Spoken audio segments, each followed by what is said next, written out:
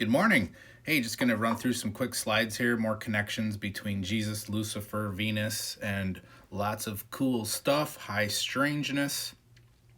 Right now, you're looking at the bright morning star referred to as Venus in our sky, which in the Bible, as pointed out earlier in other videos, easy to look up here.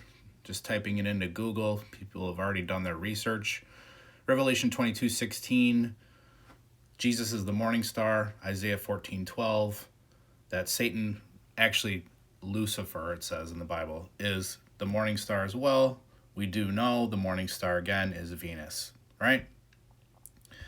Interesting find on Lucifer is that there's this, the way the eyes work makes a pattern of a Lucifer sigil,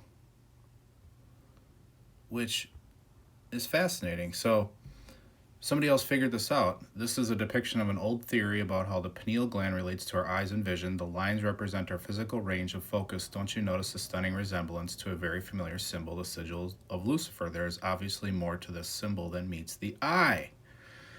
You see how it goes right into the brain there. So that ties exactly into what I was just saying about the eye of Horus, the pineal gland, the pituitary gland. I was also talking about pi, P-I, and it didn't hit me till this morning when I was just laying in bed waking up that pi is part of the word pineal, and pi is also part of the word pituitary. Also, it says gland. So G, like G for that secret club, they use the G. Is it G-land? Is this the G-land? Another weird question I have. So the eye of Horus having the same story as Jesus with the 12 disciples, virgin birth, Mother Mary. The eye of Horus is again in that range. And also the eye of Ra. So we've got the eye of Horus. We've got Horus being the same story as the Jesus story, with the same references to the 12 disciples, the star in the east, the virgin birth. Well, how does one have a virgin birth? Well, I covered in the last video that there's such a thing called hermaphrodites that can actually have both sexes, that can actually produce their own offspring. Is this related to Mary, who is also related to Horus, who's also in the story of Jesus? I think so. Also, speaking of Venus and Jesus and Horus and Lucifer, Jesus points to his heart in a lot of the depictions of Jesus. He's always showing that heart there, right? He's pointing to it. He's pointing right to it there. And he is feminine in a lot of the depictions, the feminine man. Again, is this a hermaphrodite possibly? Well, Venus chakra is noted to be in the heart area. The heart chakra, Venus. Coincidence that Jesus is pointing to his heart? Also, there's that 6-pointed star again in the heart chakra.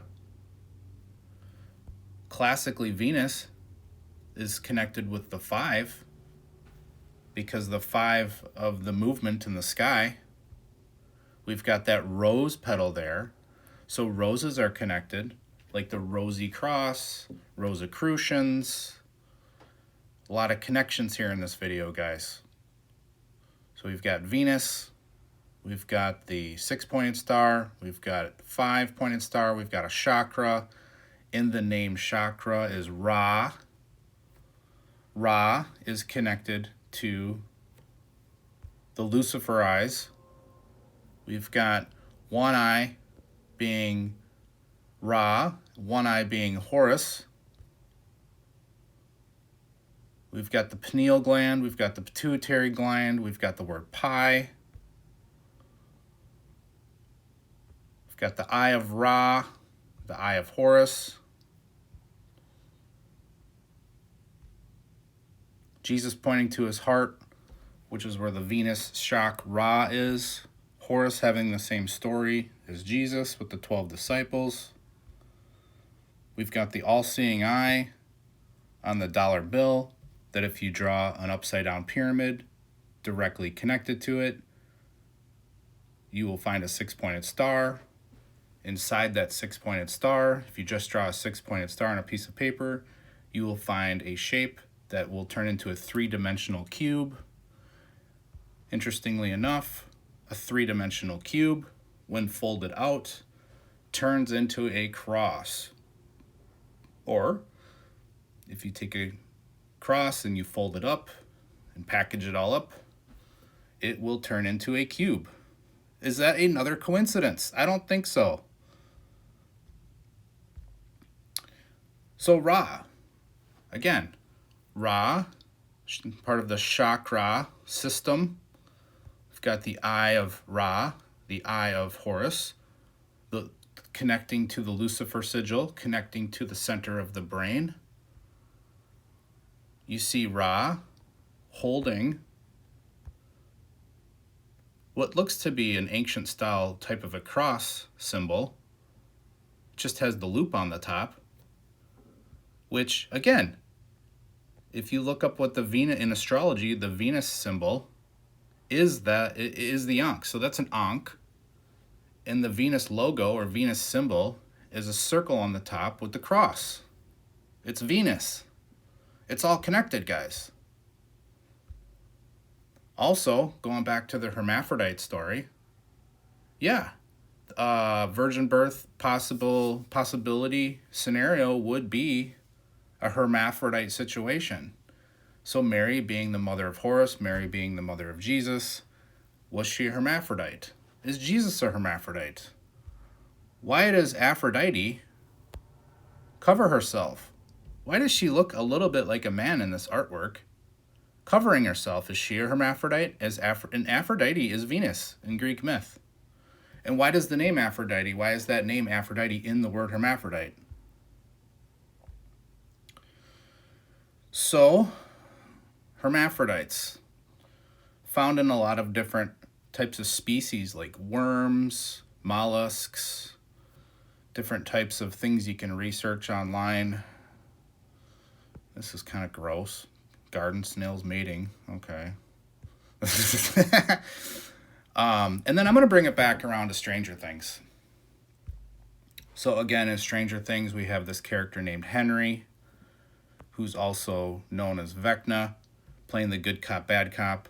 He's playing the savior character who's trying to save these 12 kids. He's also the bad cop, the Satan type of character, the psychopath. And again, in that series, they literally showed you him sitting with 12 at a table, and he had them under mind control. Well, I mean, the Last Supper, if you go decode Da Vinci's Last Supper, it is the 12 astrology zodiac signs, the Last Supper. That is a connection, guys. Definitely. And then just for fun, I just wanted to see, after I watched that last episode with the big spider at the end, if by chance that was connected to the hermaphrodite situation. And sure enough, a hermaphrodite spider actually refers to gynandromorphism, a rare condition where an organism has both male and female traits, often split perfectly down the middle of its body. This is a hermaphrodite spider. You guys have a great day. Happy New Year.